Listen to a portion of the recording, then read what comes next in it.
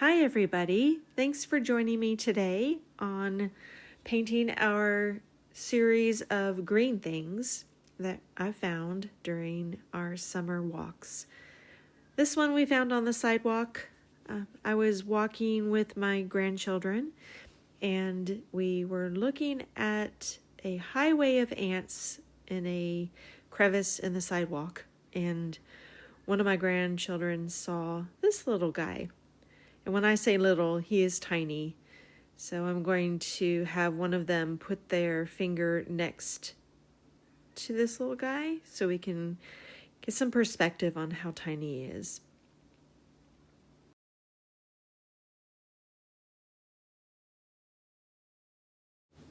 And of course, they asked if I would paint him, and I agreed. I just mixed a little bit of gray by using burnt sienna, some indigo, and a little bit of green to create the same color as the sidewalk, and then underneath a little bit more indigo for the shadow of the tree cricket. This is a nymph. He will molt about 5 more times before he becomes a full mature adult and will begin to sing using the backs of his legs to make the familiar chirp sound. Now, only the males sing. I didn't know that, so that is news to me. I love being able to research everything online and learn about all of the creatures around us. So I'm building up some shadows.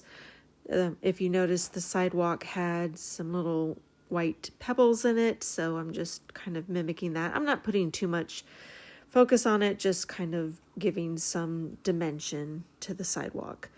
There he is again. He's so bright, and we were a little bit concerned about him because he was next to the highway of ants. So my grandsons were keeping an eye on him to make sure he was safe, and we actually encouraged him to jump a little bit further away from the highway so he wouldn't become ant food.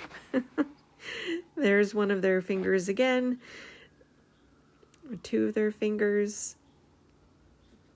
We just wanted to make sure he was safe. And that we didn't step on him as well, because when you move back away from him, like, I couldn't even see that he was still there. He was so tiny. So the adult crickets actually lay their eggs inside the crevices of the bark of a tree or the folds of a leaf, a dying leaf.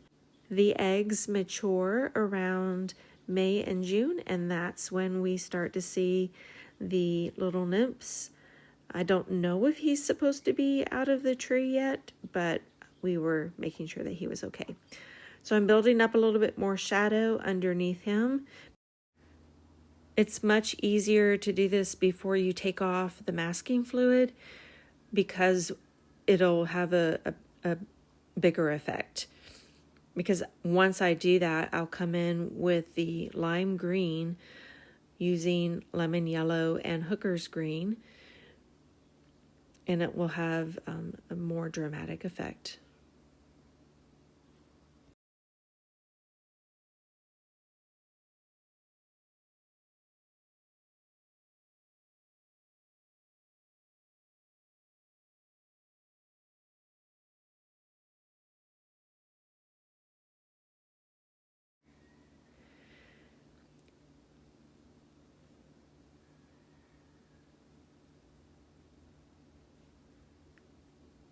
I'm just using a heavier pigment of indigo and coming around some of the curves of the pebbles to give them some shadow effect.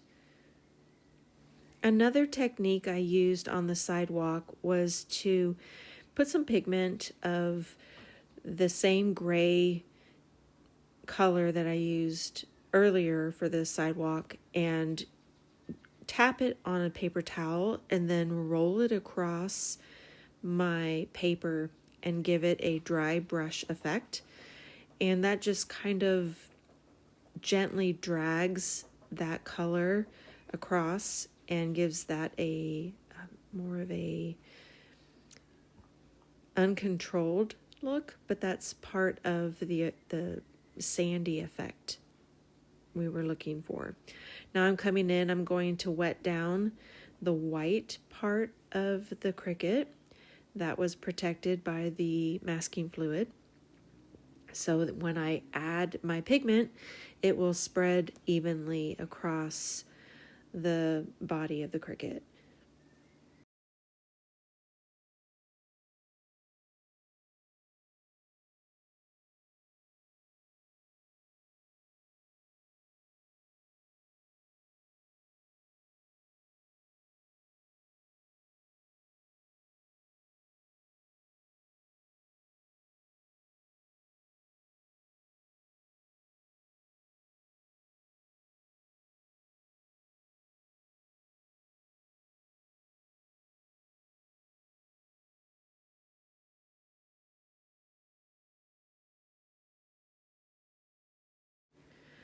For this little green thing in our series, I added the lemon yellow first because I noticed that he was so bright. And to make sure we maintain that brightness, I'll come in later with the lemon yellow and hooker's green mixture as the shadows. When I'm painting, because I can't bring him inside, I wouldn't want him inside my house because it'll be chirping all summer long. I keep the picture close by so I can look where those shadows are on his body and mimic the same spots in my painting. I'm using my small number 0 brush with clean water, and I'm lifting some of the paint where his eyeballs are because I noticed it was a little bit lighter. And once that dried, I'm coming in with a little bit of the darker mixture of the lime green and coming around to accentuate his eyeballs. I'm also doing that around the backs of his legs. As I add more details to the cricket, I wanted to share a fun fact. As I'm researching about the tree cricket, I found out that there's also a cricket out there called the snowy tree cricket. Now, I don't know if that one is in my area. It does say North America. But the snowy tree cricket is a natural thermometer, and they call it the Dolbear's Law, spelled Dolbears law, and it calculates the temperature based on the chirp frequency.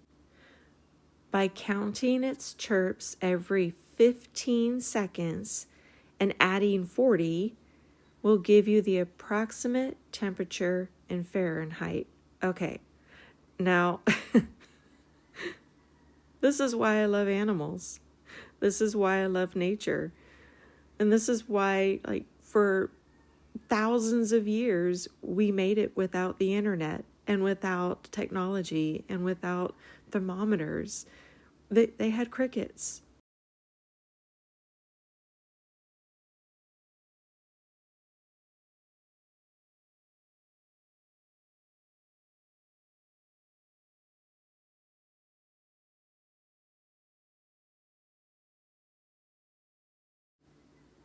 For my grandchild's finger, I used a little bit of burnt sienna, a little bit of permanent rose, and a little bit of yellow.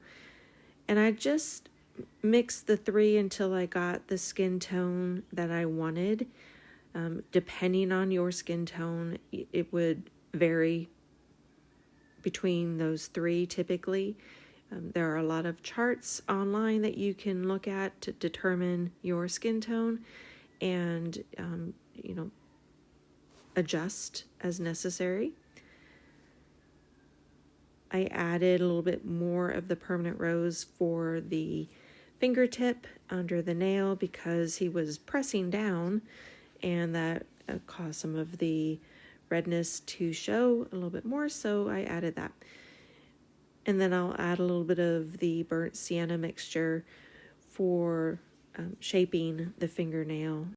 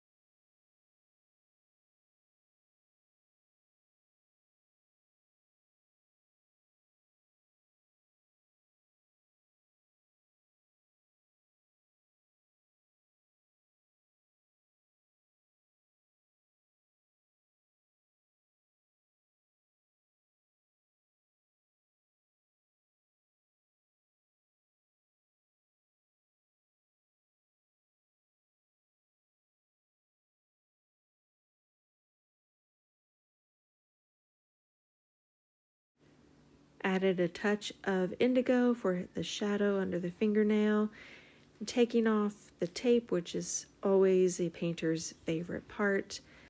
Thank you so much for joining me today, and I hope to see you for Green Things number 3. I hope you're excited to see what we paint next.